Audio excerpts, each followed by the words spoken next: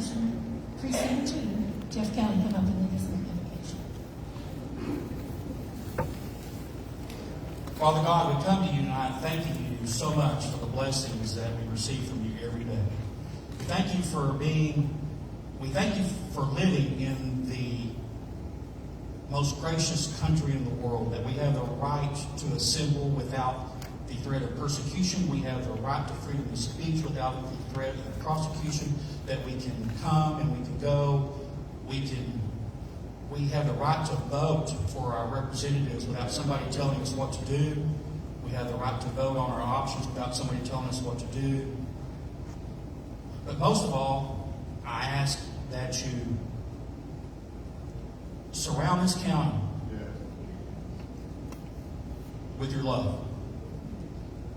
That one day soon, we can all come back together as one for this county and do the right things for the people that live here. One more thing. I ask that if there's anybody here tonight that needs prayer, or if anybody here that knows someone that needs prayer, Lord, I ask that you touch their hearts, because you are the Creator, you are the Counselor, and you are the Healer of all. I ask this prayer in Jesus' name, and everybody says, Amen. Thank you, Jeff. If I could have Mayor Jarrett and Greg Harrell come forward to do our pledges.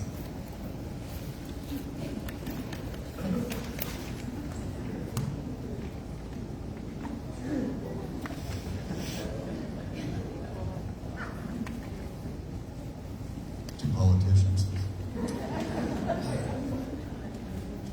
I pledge allegiance to the flag of the United States of America and to the republic for which it stands, one nation, under God, indivisible, with liberty and justice for all. Honor the great state of Texas. Texas. Honor the Texas flag. You're gonna have to get it going. Honor Honor the Texas flag. I pledge allegiance to thee, Texas, one state, under God, one and indivisible. Ever have one of those moments? I've said it 100 million times.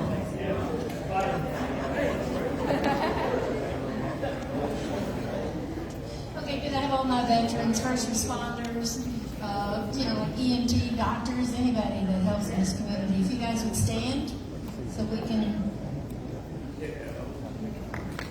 stand up. Thank you guys so much for all you do for our community members and home for our country. Thank you so much. And I have all the current elected officials stand. State your name.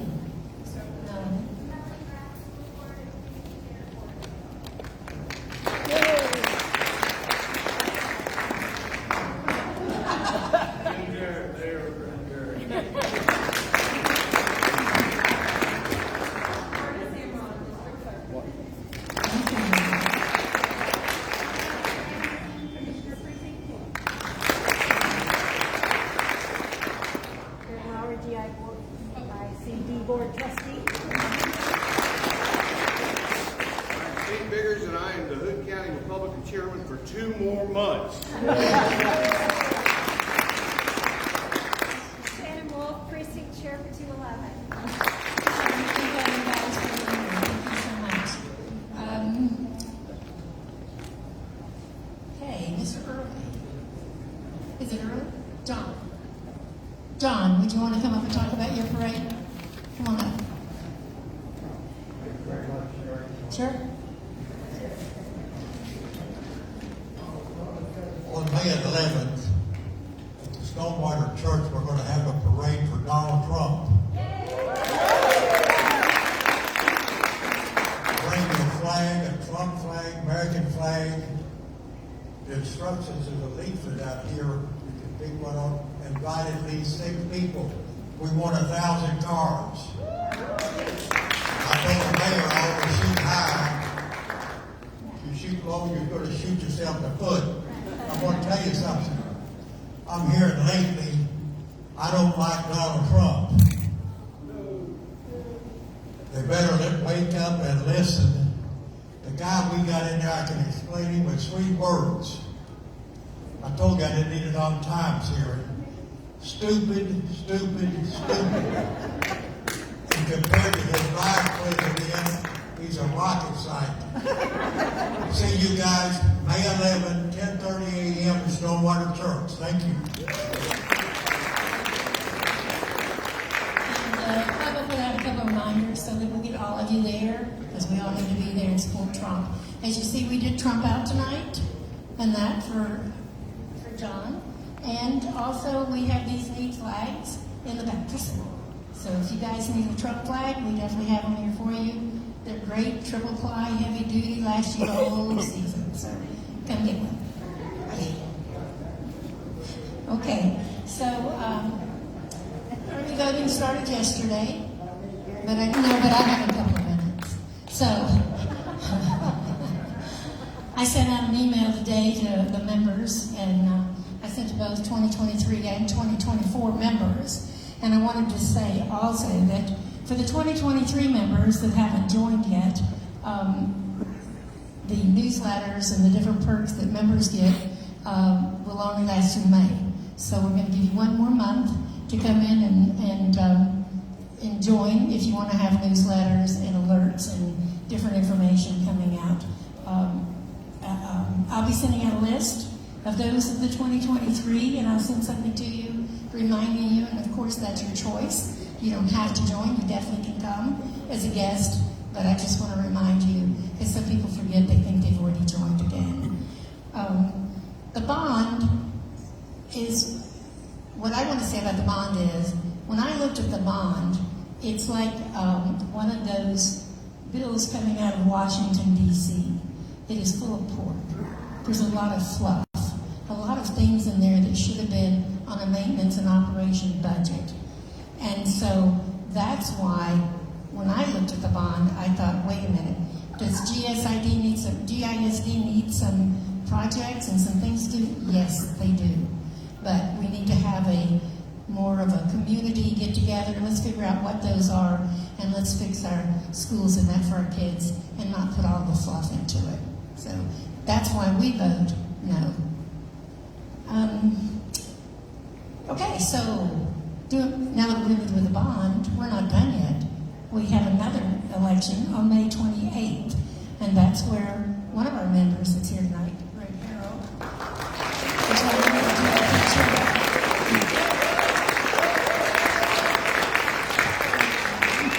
Well, thank you, Republicans. My name is Greg Harrell. I'm running to be your Hood County GOP chair. I am in a runoff election. That election will take place on May 28th.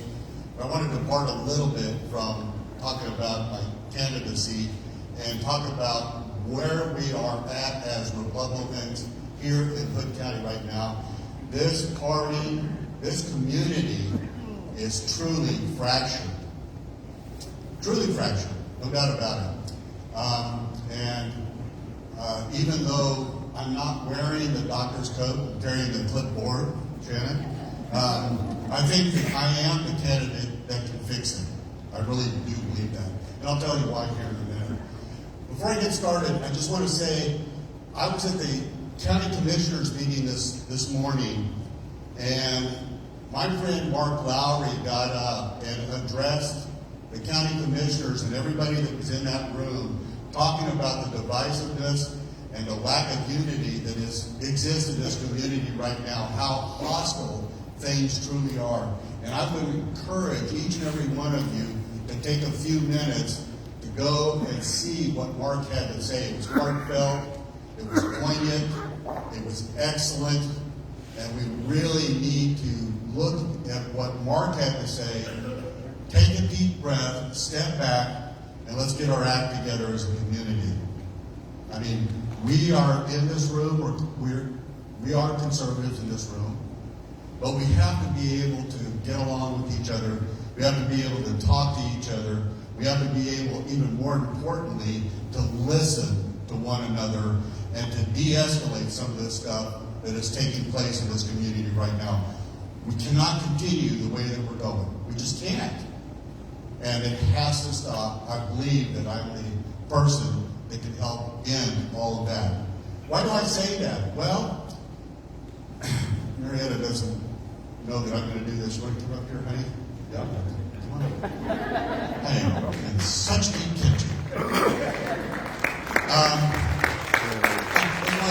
Why Marietta? Am I good? I had no idea he was doing this. Yeah. So, okay, this is how I know. We do go home together. So this is how I know that we can actually fix this. Last night we were having dinner with some new friends, and we were telling those new friends about how Marietta and I got together, how we met, and how we became a one-flesh couple. So 35 years ago, both Marietta and I are working for the railroad. She has one big job, I have another job. Our interests do not meet, and we are like this. It's brutal. But we were able to overcome those differences and come together as a one-flesh couple. And here this year we're going to be going on 32 years together. And I think that really this relationship, if you knew how we started and how much opposition and how much headbanging we had to overcome just because we had a conflict of interest in terms of responsibilities. And here we are today, and we are absolutely, positively on the same page, loving each other. And I really think that we can use those same kind of tools, skill sets. I mean, it should give us hope that we can overcome, that we can come together, and that we can build a cohesive community again. And that's what I'm all about. I'm a conservative, yes, but I will listen to anybody, and we will work to disarm and disengage the level of rhetoric that exists here in this county. Let's get back to making Hood County a much better place. Let's make it a model for the state of Texas, and let's make it that conservative bastion that it needs to be. Thank you.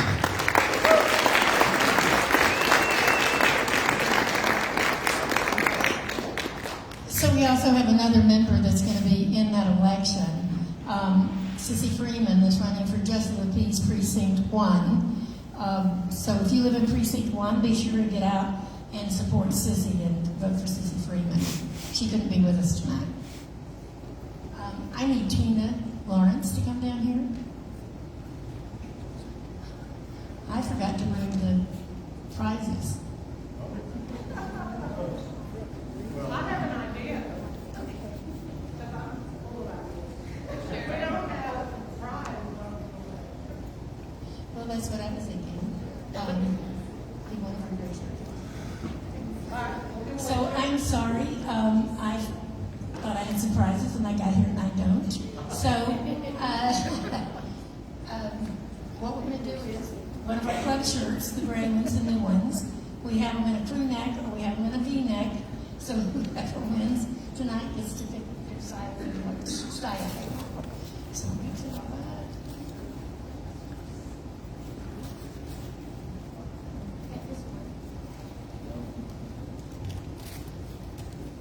And for those that don't know, Tina's my vice president, and she's like my great assistant. She does. 2915.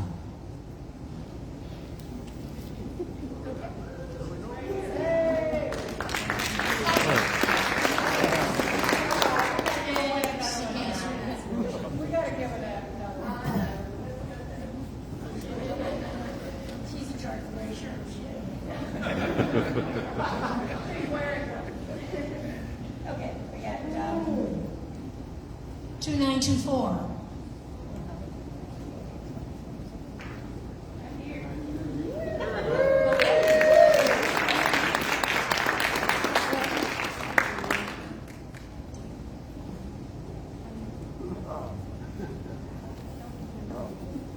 Okay, so while we're doing this, there's another thing that we do while we're doing I'm sorry, your name, please. I'm off on something else.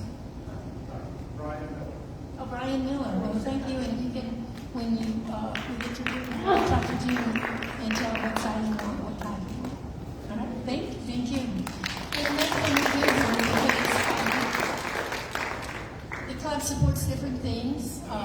The way we get our speakers here, the way we support our senior essay contest, 4th of July parade, different supplies in that is we pass a basket among you. There's nothing too little. Just if something that you can give to us to help us with that endeavor, we appreciate it. So we'll have some gentlemen passing the basket. Thank you again. While they're doing that, I'm going to introduce our next speaker, which is our person that does our Constitutional Corner. I renamed his time with Constitutional Corner. Scott London comes every month, gives us a little lesson on either the Texas Constitution or a combination of the Texas and the American Constitution. So welcome, Scott. And if you look at the screen behind me, we're going to throw another one in. The Texas GOP platform. All right. Because, I mean, let's face it.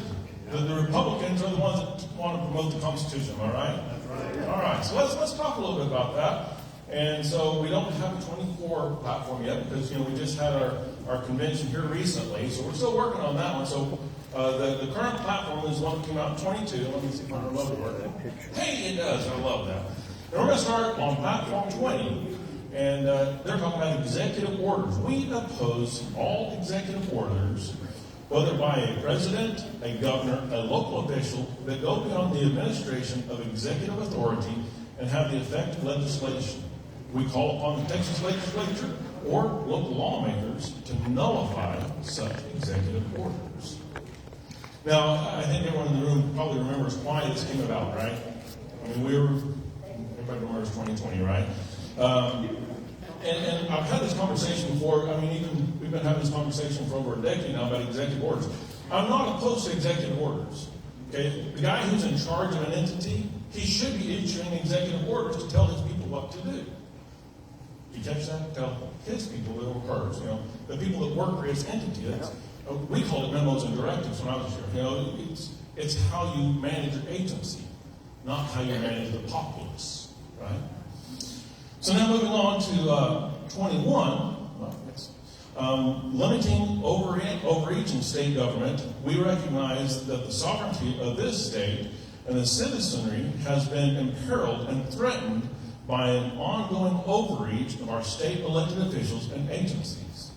We therefore call for the enforcement of Article 2, and we'll talk about Article 2 in just a little bit, of the Texas Constitution and the restoration of our liberties by the following, and they list A through F. Now I'm going to actually start at the bottom and work my way up with F, where it says, the governor's authority during the emergency shall not be delegated. And I thought that was an odd statement because if I recall, our governor wasn't really delegating much authority. He might have been seizing some authority, but he wasn't really delegating. So I thought that was kind of an odd statement. I thought they maybe should have had that the other way around. That's my opinion. And then in E, it says the Texas governor shall no longer use executive orders to create public policy or law. I'm going to stop right there because that's going to sound really familiar. Let's circle back to that one. And then if anybody actually looked at the executive orders that were coming out in 2020, every single one of them, he was citing Texas Code 418 as the legitimacy of his executive orders. And so they say we must repeal and replace Texas Code 418. And I can tell you in 2020, I had a little bit extra time on my hands. And I actually started diving into 418. And I really don't know the history of 418, but I can tell you, when I read it, it looks like kind of a boilerplate statute that I suspect if you were to go to nearly every state in the union, someone from like FEMA or something like that reached out to a local legislature and said, here, take this to your state and pass this law.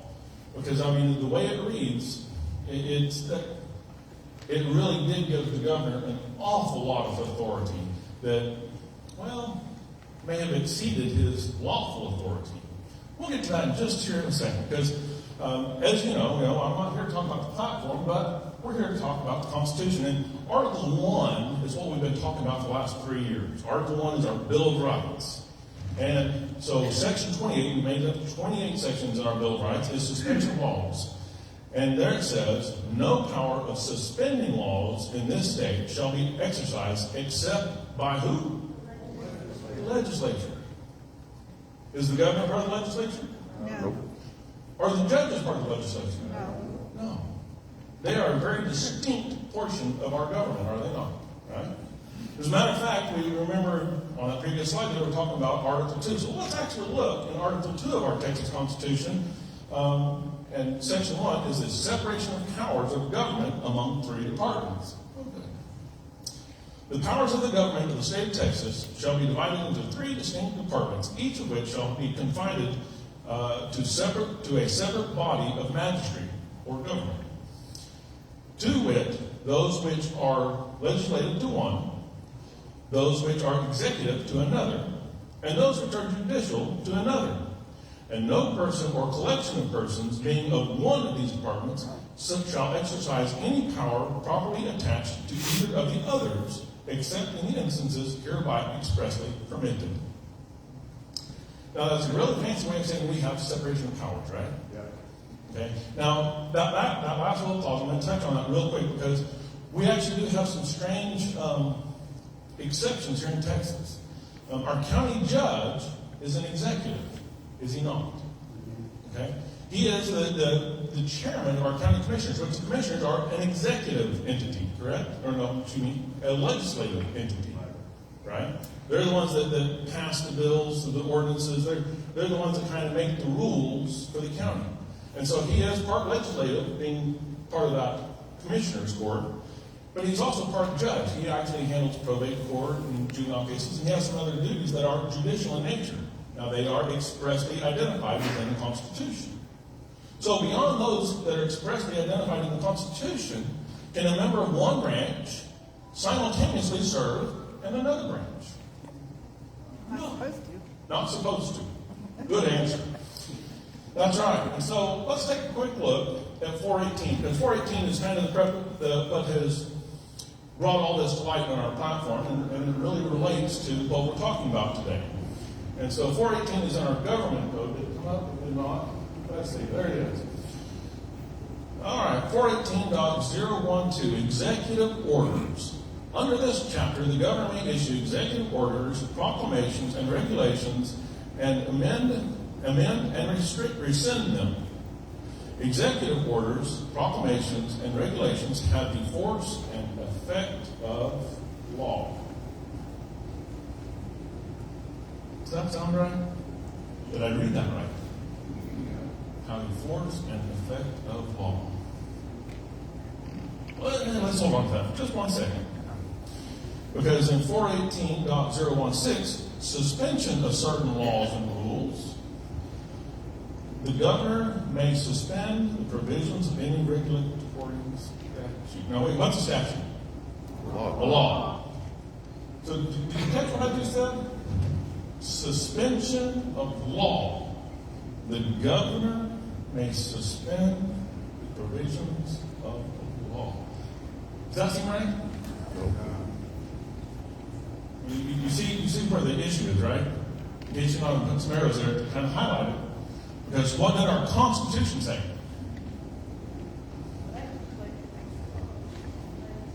No power of suspending laws in this state shall be exercised except by the legislature. Yet in 418, our legislatures have abdicated their responsibility and given it to the governor. Is this a problem? Huge. Do we understand why on the 2022 platform the Republicans say we need to repeal 418? Are we not giving our governor some power that he unconstitutionally has? Which means it's not legitimate power. So every time he issued another executive order in 2020, there was always a little phrase in there frequently that said, this executive order has the effect of law. Trying to tell guys that wear badges like this that you can enforce this because it has the effect of law. Does he have that authority? It's not there. absolutely not there. What's that? It should have been. Nobody challenged it. Nobody has challenged it. That I'm aware of, this law has never been challenged. Could be. Absolutely could be, and it should be. So I don't tell you this to just make you mad, okay? But it should tick you off, okay? I'm going to end with a quote, because it's really easy to say, you know what? The Declaration of Independence says we have a right to overthrow a government that's overbearing, right? But I kind of like Abraham Lincoln's quote when he said, the people of these United States are the rightful masters of both Congress and courts, not to overthrow the Constitution, but to, what? Say it with me. To what? To overthrow the men who pervert that Constitution. Get rid of them.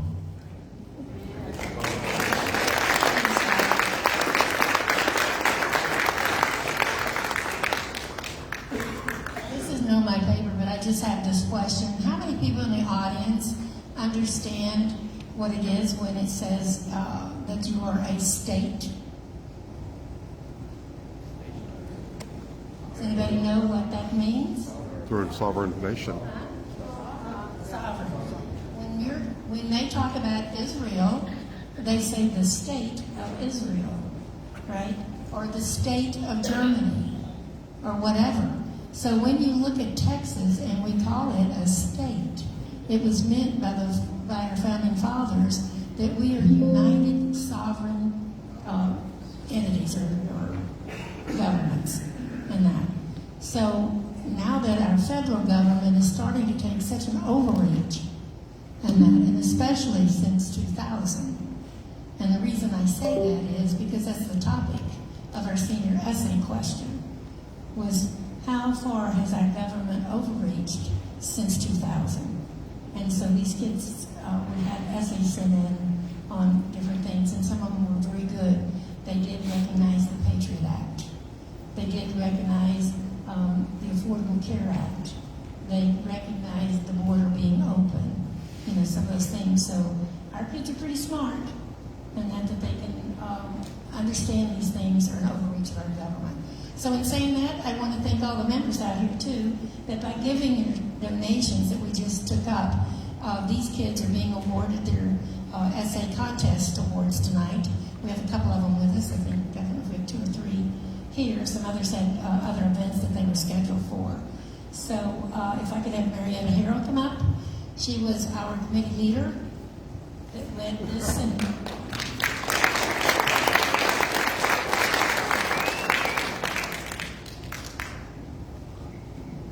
Good evening. First of all, I want to thank every high schooler that submitted an essay. They were wonderfully done, and I'm sure it was not an easy job for our judges to go through. And I wanted you to understand the process that we had. Each essay was evaluated independently that it adhered to our rules. Once it passed that, all of the personal data in the essay was stripped, and it was assigned a number, a student number. That essay was put into the hands of the judges, copied and put into the hands of each judge. So they received copies of all the essays that passed the first step, and they knew not who the student was that wrote the essay. The essays were, again, identified with the student number. Those essays were each judge independently reviewed them. They didn't get together in a group. They did it at their own time, in their own place, at either business or home, reviewed them, scored them according to the matrix that we had given each student ahead of time so they knew how they would be graded. And then those essays were collected in the packet, stripped of judges' information so nobody knew who the judge was, and hand-delivered to another person who correlated all the responses and came up with the winners, tabulated everything. And it wasn't an easy job for any step of the way. The students who are here, thank you so much for what you did. So we're going to announce the winners now.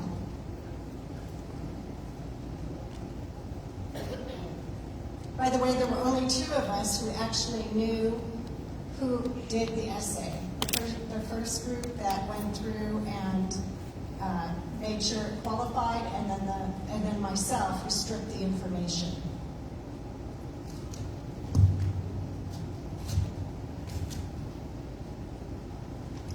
So this will be for our fourth place winners.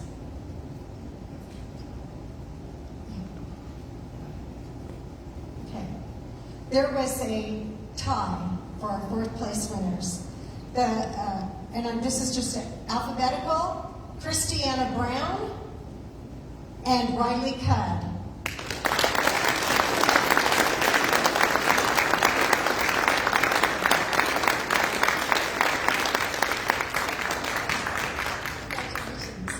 If you don't know Christiana, get to know her. She is very active. She door knocks. She's probably, how many doors did you knock?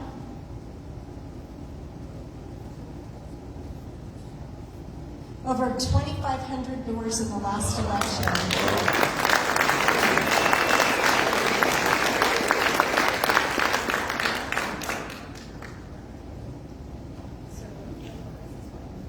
The fourth prize is $250.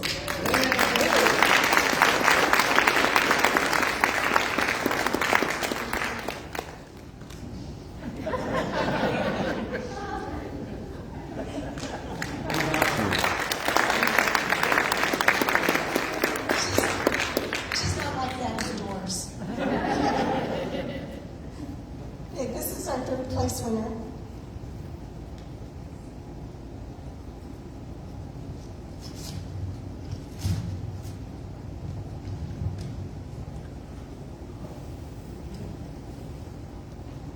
Third place is Nolan Graft.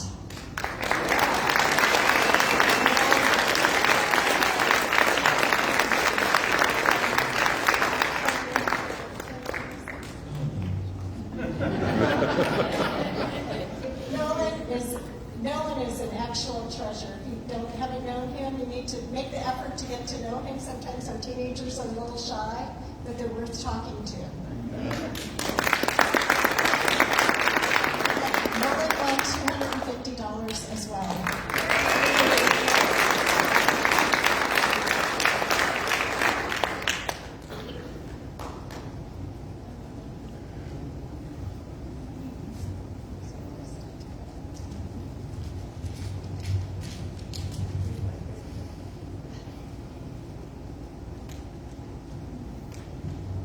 Second place is Cooper Griffith. Yeah, Cooper couldn't be here yet at work. Okay, Cooper was working today, so we like a young person who works.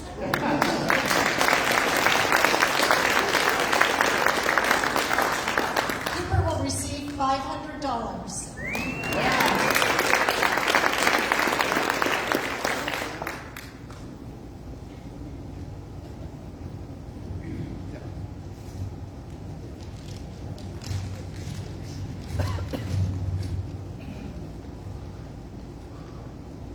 Oh, and Riley Cudd, who was in the tie for fourth, she had a softball practice that got rescheduled because of the rain. So just let you know. So our first place winner of $1,000 is Elias Garcia.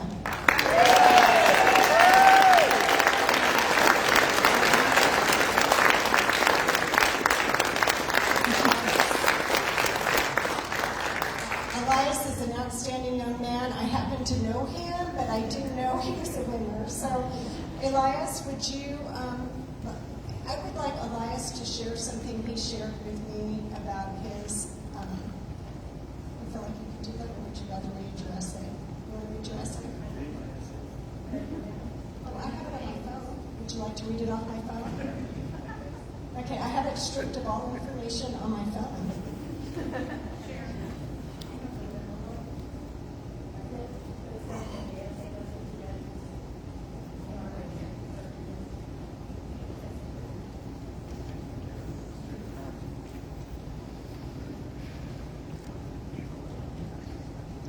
should let him do this. He'll probably find it before me.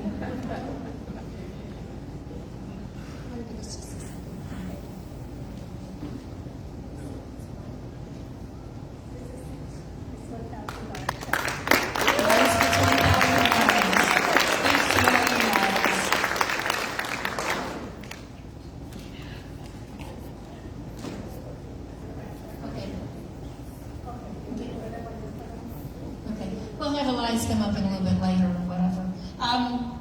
So, right now,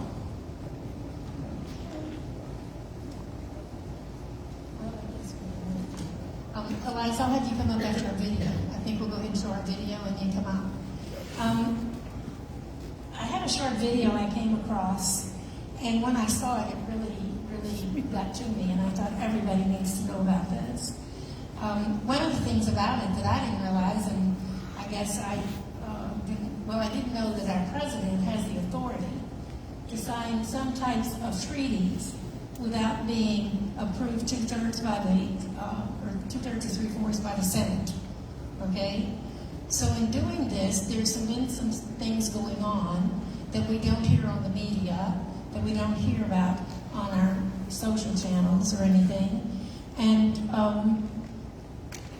so what I want to say is, as we've been swamped with all of these really shiny things, like the Trump trial, the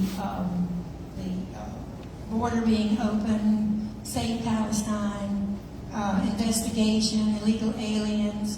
While we've been watching all of these shiny objects, we've kind of not been keeping up with our underbelly. And as we've not been keeping up with the underbelly, there are things going on out there that we don't know about. And so this is some things that our president is involved in. It's a little 30-quick video, and it's a couple of people talking. It's a talk show thing. So listen to it carefully and understand exactly what they're trying to do. If you have questions afterwards, be sure and ask your questions. So Kathy, if you go ahead. Welcome to Fallout. So there's been a lot of discussion about this new WHO treaty and international health regulations. We've heard everything from these are just guidelines purely to be picked up by member states as they wish, all the way to these things will encroach dramatically on national sovereignty and kind of everything in between. So let's break this down for people. What I've heard from a number of lawyers, including testimony during the recent Ron Johnson hearings, if you actually look at the language that's being deployed here, they're removing the language that talks about these being optional.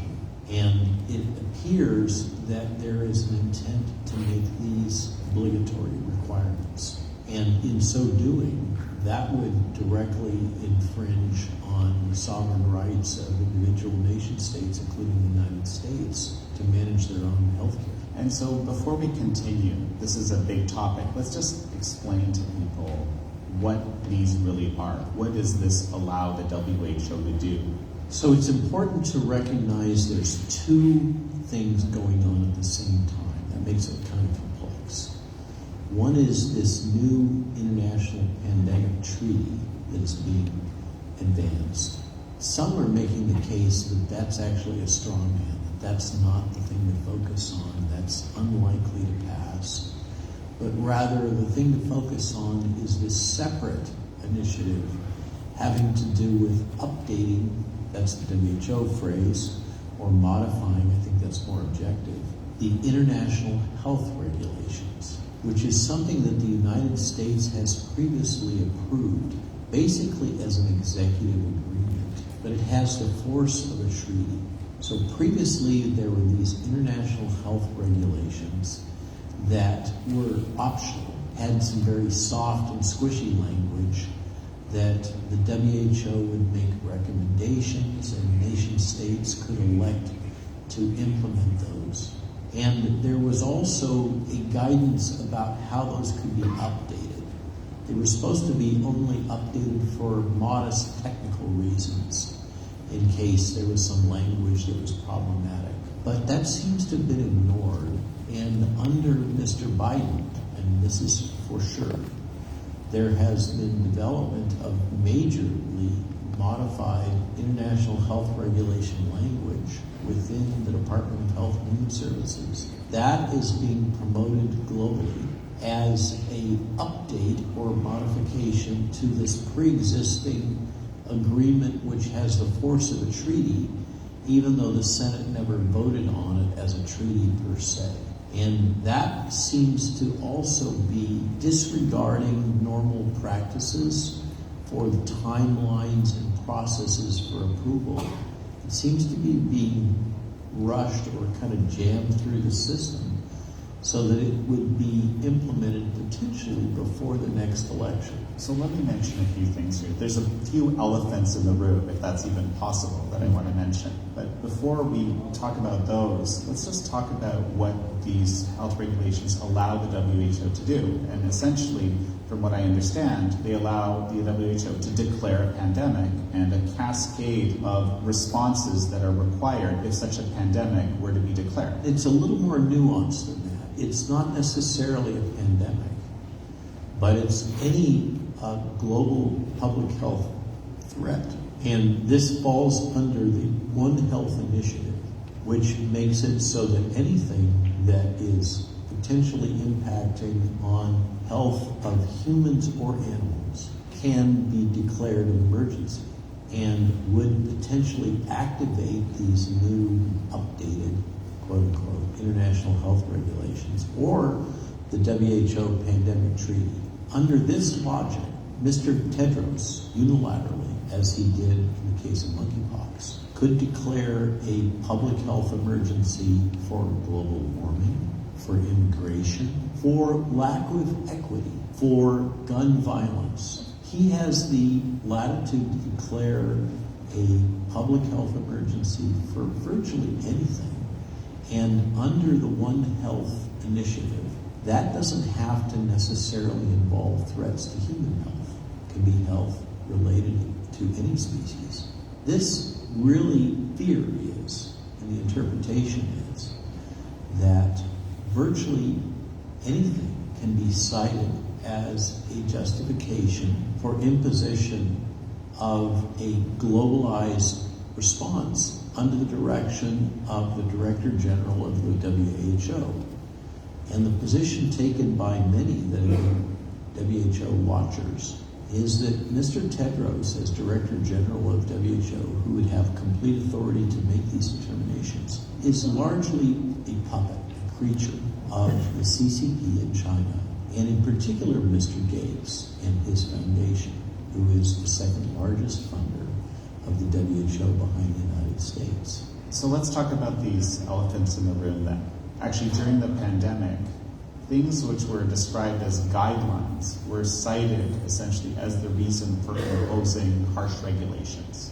Local, regional, and federal governments. Some would say totalitarian regulations. Right. Or responses. That seems to be the thrust of these international health regulation modifications, but it's a little bit more than that even. There is a position taken by experienced international lawyers, which I listen to and try to learn from. As you said, global regulations and international courts are largely decoupled from domestic courts under a sovereign nation. Unless there's a treaty. And in the United States, it's been determined by the courts, including the Supreme Court, that treaties can supersede the Constitution. It's one of the few things that supersedes constitutional law. And furthermore, when a treaty is implemented, then it creates kind of a legal socket that ties together the international court down into the United States Supreme and District Courts, so that international law can, through the mechanism of treaty, become enforceable in U.S. domestic courts. Otherwise, without a treaty, it's not. And the consequence of that is, if you think it through in the context of these WHO international health regulations and potential WHO treaty, is that in the United States, under the 10th Amendment, the power to regulate the practice of medicine vests with the states because it's not explicitly allocated to the federal government. And this has been a problem for the U.S. government in managing these outbreaks or public health responses. A problem or a benefit, actually? Depending on how you look at it, from the standpoint of the CDC and the federal government, they would like to have more direct control. This is what I was taught is always the policy position that the federal government has to take. Is they're in a position to advise the states, but they have to walk very softly because the states technically have the right to regulate the practice of medicine. Under a treaty, which the international health regulations can be interpreted as such, and the IHRs currently have language that is very soft, that the WHO can make recommendations, but they're not enforceable function. Under this new language, it appears that they will be enforceable, these new international health regulation updates that have been developed again by the Biden administration and the US HHS. They would be enforceable under a treaty structure which would bypass the Constitution, and then so suddenly we find a solution from the federal government's perspective to the problem of exercising control over public health response across the 50 states and territories, which is that under these IHRs as proposed, the WHO would make recommendations. The federal government would then technically be in a position of needing to enforce these regulations, and the rights of states to control the practice of medicine would become null and void. If that wasn't bad enough, we've all been taught in constitutional law, in civics classes, etc., that the Senate has to approve treaties through a 2/3 majority. But under court interpretation of executive agreements, this has been expanded, president after president, to the point now where we functionally have over 200 treaties per year approved by executive agreement, and typically at most one or two approved by the Senate. But these executive agreements are interpreted by the courts as having the force of an approved treaty. And what this means is that a president can just agree to these terms and conditions with, in this case, the WHO. They then have the force of the treaty, but the Senate doesn't have to approve them. So there's no 2/3 vote, but they then are able to supersede the constitutional rights, including potentially the rights of states to regulate the practice of medicine. Under current interpretation, all Mr. Biden needs to do is basically bless these agreements via an executive agreement, and then they will have the full force of a treaty as if it was approved through a 2/3 majority. And then the WHO can mandate what shots you take, how your doctor would treat you, what medicines you're allowed to take or are mandated to take, and other actions such as vaccine passports, green cards, etc. All these could be mandated by the WHO and then enforced by the federal government. And the states would have no legal right to object to this. You wouldn't have a Ron DeSantis or a Ken Paxton objecting in red states and setting their own policies. They would be forced to comply with whatever Washington, D.C. tells them they have to do, based on whatever the WHO says in Geneva. So, the other elephant in the room, and actually I'm thinking of even more elephants that we may want to talk about. A lot of pachyderms here. That's right. These centralized responses that we've tried to implement have been so thoroughly wrong and Yes. so completely, Yeah. in frankly every respect that I can think of off the top of my head. Yeah. Name one thing that the WHO got right. Right, but not just the WHO, but these various mandates and the impact of them, and sort of, this, I guess you would call it the Hippocratic Oath coming into question with, informed consent. I mean, all Right. of this. Patient rights. All the way down from the top. And this is, so we have this, we have the evidence of why this type of centralized approach shouldn't be done. If anything, this is a case study. I wholeheartedly agree. This is one of my basic premises, is that this type of utilitarian, centralized command economy approach, particularly when coupled with censorship and propaganda, this new censorship industrial complex, is intrinsically anti-innovation.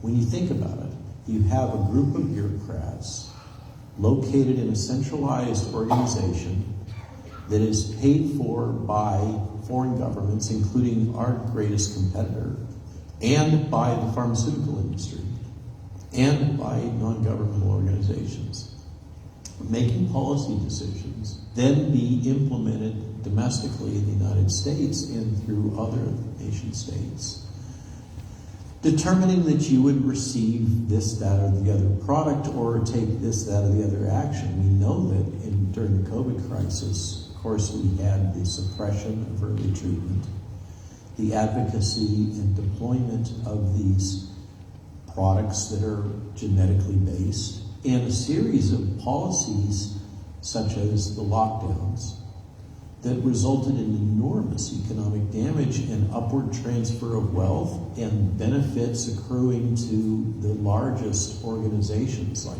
Amazon, etc., at the expense of small businesses. And we would vest all this power now, could be implemented for any reason, including climate change, which is identified as one of the leading goals under this new set of agreements, that Mr. Tedros would be able to mandate responses to climate.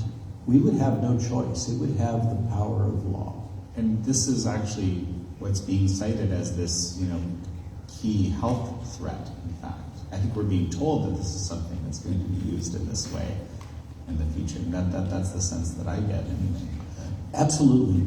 And we have literally thousands of scientific journals now that are advocating that climate change be considered a global health emergency, which is the specific language that would potentially trigger the WHO's ability to mandate mitigation measures. So they would have the ability to mandate that we should all drive EVs, electric vehicles, for instance, or we would all have to rely on non-petroleum or coal-based energy production like they tried to do in Germany, and it's basically destroyed the German economy. That would all be at the behest and power, not just of one organization, but of one man, Mr. Tedros, who is apparently an avowed Marxist with a clear documented past involving an unknown terrorist organization in Africa. This is the person that we would vest all this power with. So this is kind of the other elephant in the room, or yet another elephant in the room, which is that when you look especially early on in the pandemic response, right, we see this situation where the WHO is basically taking the Chinese Communist Party's word for what's happening in China and applying it as if it were something that they believe in and attest to. So this is often referred to as the China solution. And you're exactly right. Bizarrely, early on in 2020, there was direct importation of Chinese CCP policy for pandemic response and substitution of that policy for the previously agreed upon norms of pandemic response. And I might add that in 2019, if these were kind of looked at again and decided like that lockdown policy is something that should almost never be done, and if ever done, really for only the shortest of periods of time in an extreme emergency. And yet, because China did it, and they propagandized basically that it was very effective, using a number of different methods, the West somehow in its fear response just rolled over and accepted that these were going to be effective measures and that they should go ahead and adopt the China solution.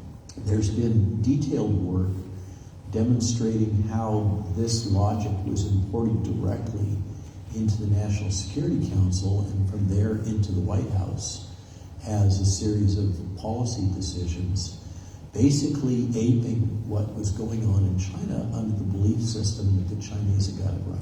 It's very interesting that you say that, because one of the things I've been covering on American thought leaders recently is this strange way in which our governing class essentially has become enamored with the way the Chinese Communist Party functions and this, the so-called efficiency of top-down control. In one specific American Thought Leaders episode, we discuss how America invested absolutely incredible amounts of money into the Chinese regime. I mean, effectively growing the world's biggest dictatorship with the idea, this was the kind of official line was, with that investment, we will change them into being more like us, a liberal democracy. But it seems like the reality is that it actually happened in the other direction. Yeah.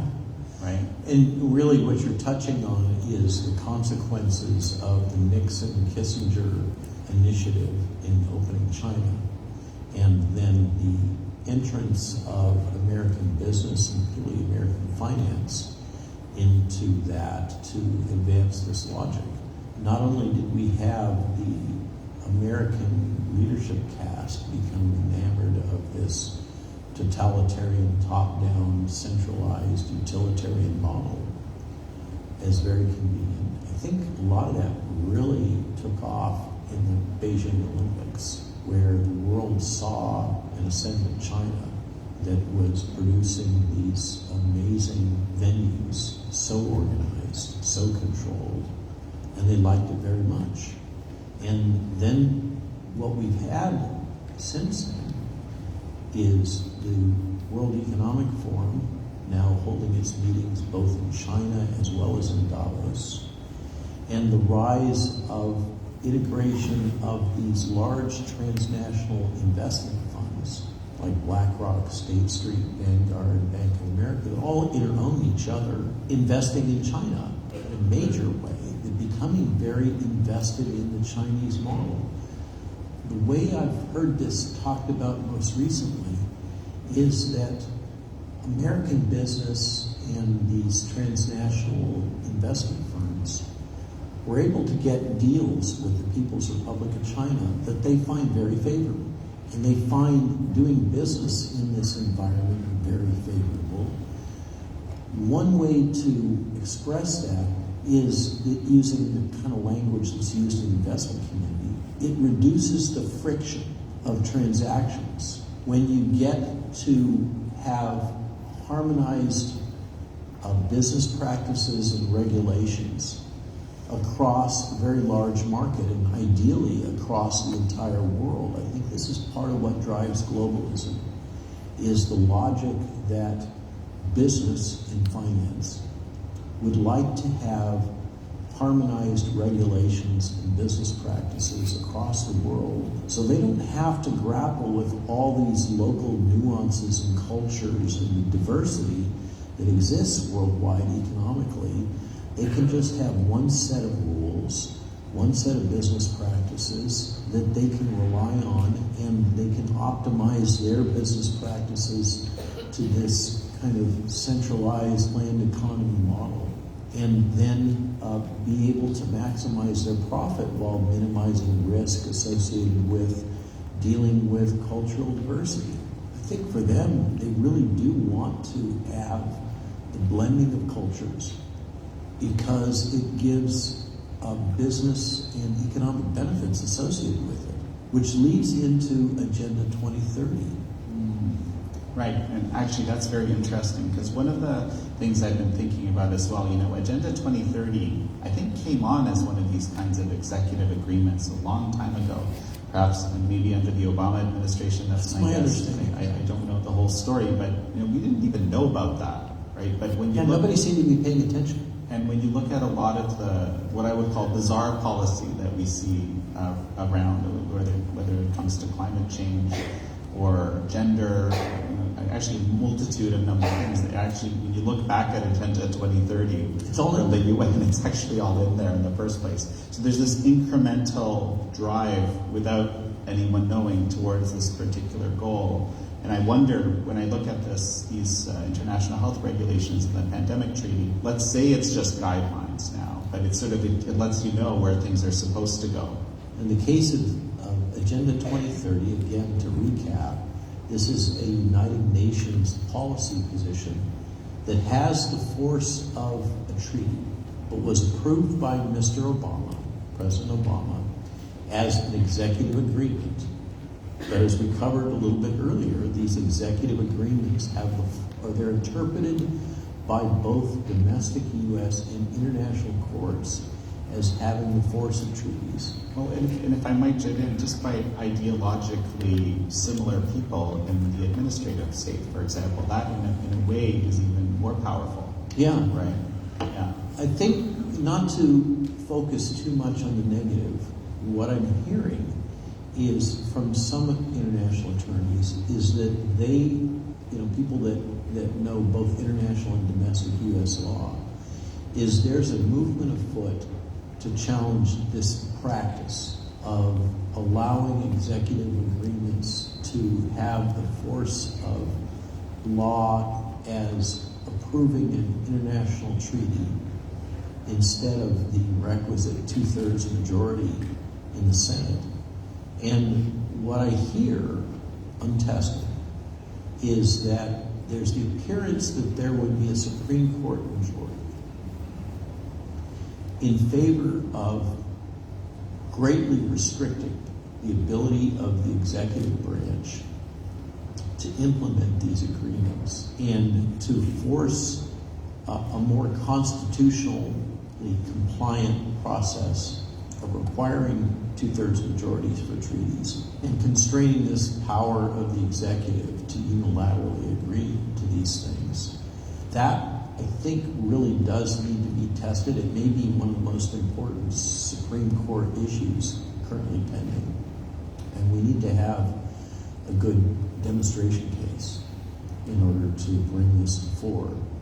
But I think that in the whole spectrum of legal issues that we're now facing with the censorship industrial complex, the compromise of the First Amendment that's so actively ongoing, let alone the threats to the Second Amendment, which, by the way, these international health regulations could directly threaten under the guise that gun violence represents a health emergency. Mr. Tedros could declare a public health threat of gun violence and then implement his recommendations, and the federal government would be able to say, of course, the truth is that the federal government would be suggesting what it is that they want WHO to recommend. And then the federal government would be able to say, well, the WHO has made these recommendations under the IHR. We're obligated to go ahead and implement them, and therefore we're going to have controls on guns, even though the Second Amendment exists, because the force of treaties supersede the rights and the position of the Constitution. That's the kind of, not to sound paranoid, but that's the kind of process that's being envisioned. As you say, it's an incremental chipping away at rights that we thought were guaranteed to us through this kind of backdoor pathway of international regulations that would supersede the sovereignty of individual nation states, and specifically the United States. Another example, of course, that is more a present threat is that Agenda 2030 specifically states that individuals have the right to migrate. This is what's behind the open borders policy that is wrecking Europe right now and causing so much strife and concern, and is responsible for our open borders in the South, is the Agenda 2030 agreement that human beings have the right to immigrate wherever they want. And as been often pointed out, if you can't control your borders, you no longer have a nation. Well, this would certainly explain a lot of the madness, I think, that we're seeing across our reality in our time. The transgender movement, a whole lot of things are encapsulated in Agenda 2030 from the UN.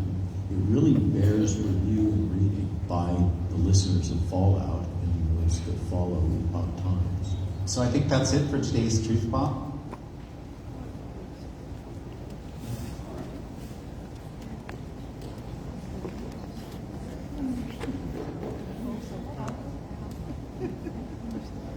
So like I said, I saw this, and it just kind of scared me a little bit, that our president can make these decisions all by himself and give that totalitarian rule to another one person, and that'd be the leader of the WHO.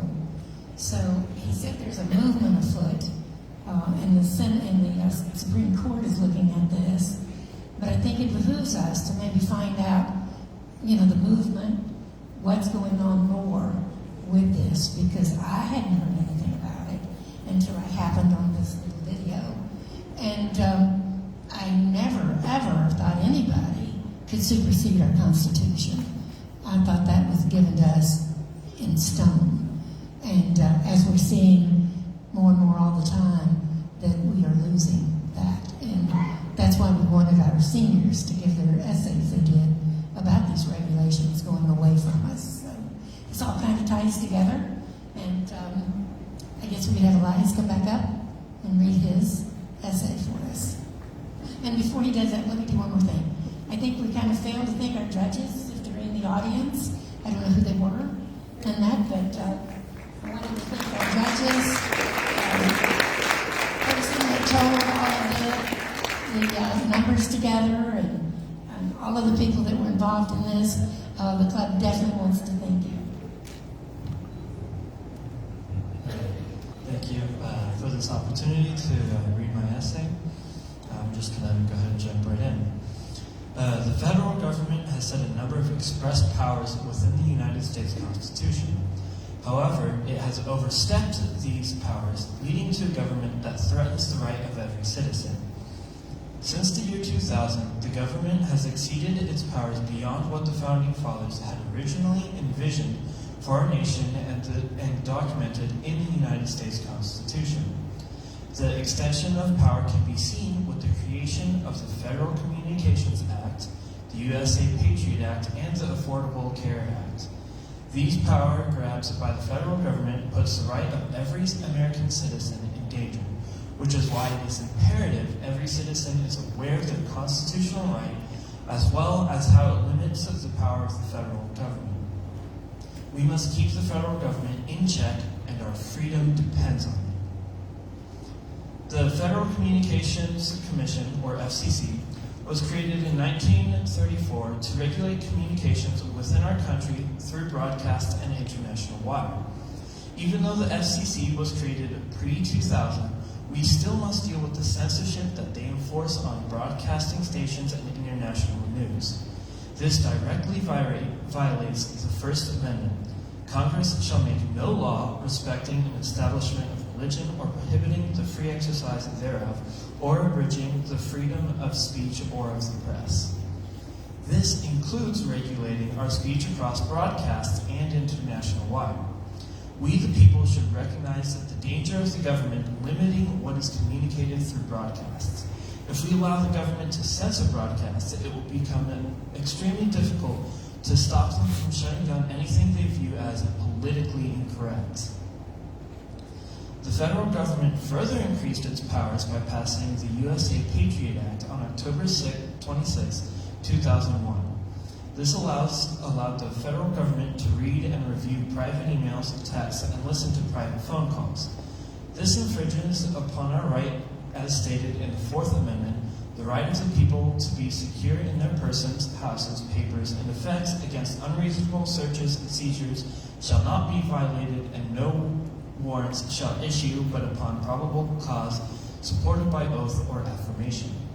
The Constitution does not allow any exceptions to this, yet the federal government decided to make their own exceptions. With exceptions like this that blatantly violate our rights, where will we draw the line on what is too far? Our rights under the Fourth Amendment are vital, and any violation of these rights should not be dismissed by a piece of federal legislation. Mandating health care for citizens under the guise of making it more affordable for all with the Affordable Care Act, also known as ACA or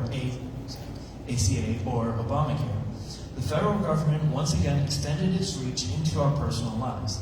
However, their efforts to lower prices did little to make health care more affordable, as many families continued to struggle to afford reasonable health care. ACA was passed in 2010, and the average cost of health care per person was $8,402. Just 3 years earlier, in 2007, the average health care cost was $7,421.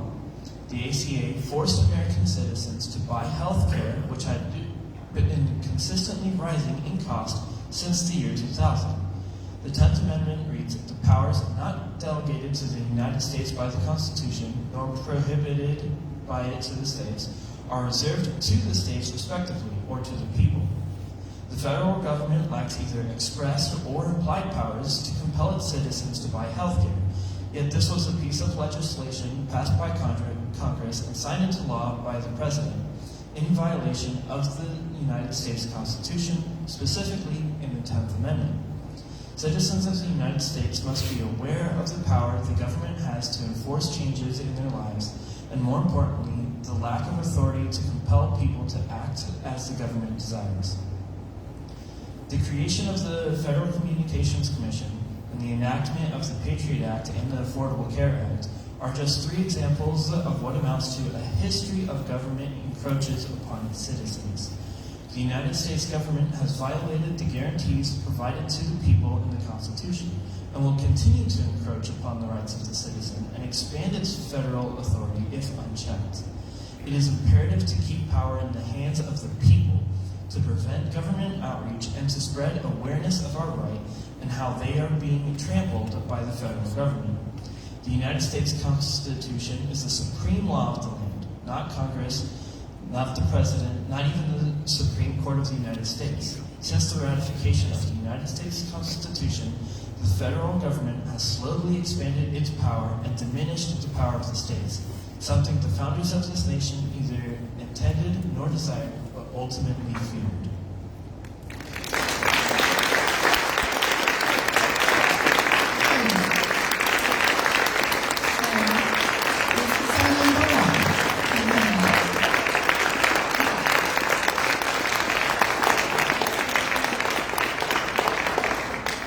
There's something else I want to say, a quick message tonight. This just came to me not long before I started the meeting, and so I just want to say a few words.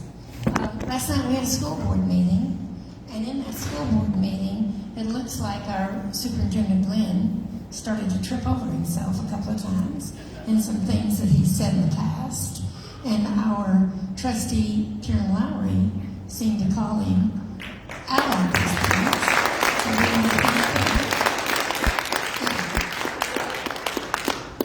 First of all, the superintendent signed a document on the April 4th, I guess it's April 4th,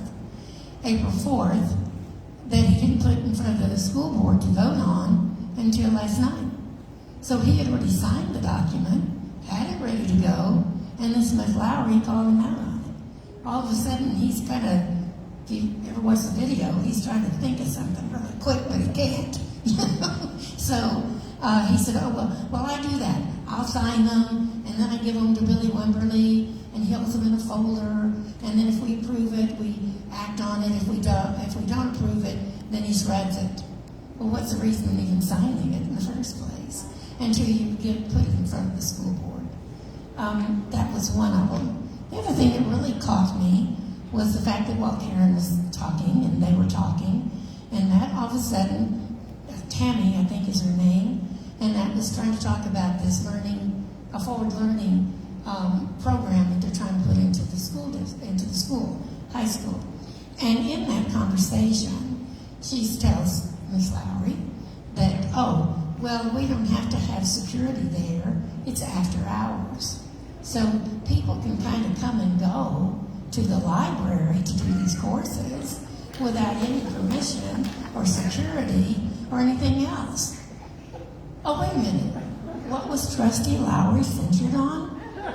Going to the library on a week, when it a weekend or summer weekday. No school in session, but yet they felt they needed to bring her before the community and run her through the ringer. I'm telling you, if you weren't at that meeting, and called her just about everything there was, except a white woman. And now they're saying, oh, no, we don't need to have security. Oh, anybody can come in. So what's the next thing Miss Lowry asked is, so do y'all have a background check on these people? Oh, well, I think the forward learning people are going to do a background check. So anyway, the way I saw it, the school board just continues to trip over itself. They don't know what lie they told, and so they can't keep up with it. So thank you again, Karen.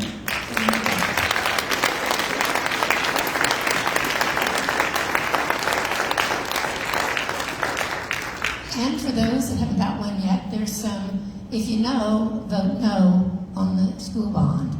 And again, like I say, we do need some help here in Granbury with some of our schools and things, but let's do it the right way. Let's make the school board get responsible, not mismanage our money, like buying an airplane that nobody could teach to fly or anything else, or letting our buses should be in a rotation schedule on the budget. You shouldn't have to all of a sudden come out and say, oh, we need 30 buses, okay? So these are some things of why we say no. It's not because we're against the schools or the students or anyone having the things they need. So be sure to pay attention to that. Go vote.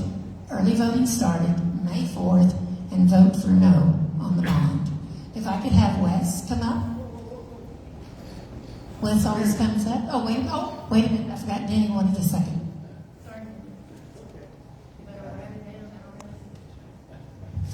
So, if you know. No.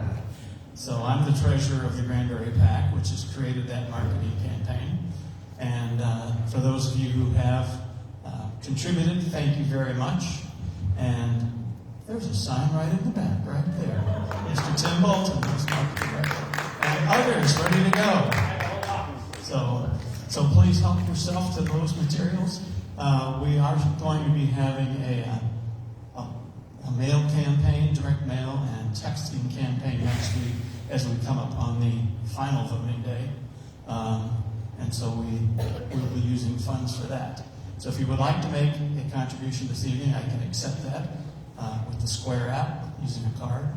And if you have previously made a contribution that I took with the Square app, there were a couple that were here last month, and then there was a handful at the town hall meeting down at Granbury Baptist a week after our meeting here last month that made contributions like that. If you would see me, I would appreciate it. I have a couple of housekeeping items I need to take care of right away. Thank you. All right. And I got one more housekeeping thing I didn't remember now that Denny said that. Last month's meeting, there was one of our Hood County shirts or shirts that someone must have purchased, and they left it laying on the back of a chair. So if you know anybody, or if whoever's watching the stream, if you left a shirt here last month, I have it, and you can come and collect it from me. So now let's have Wes come up and sing us out. This is something we do at the end of every meeting. Good looks to me.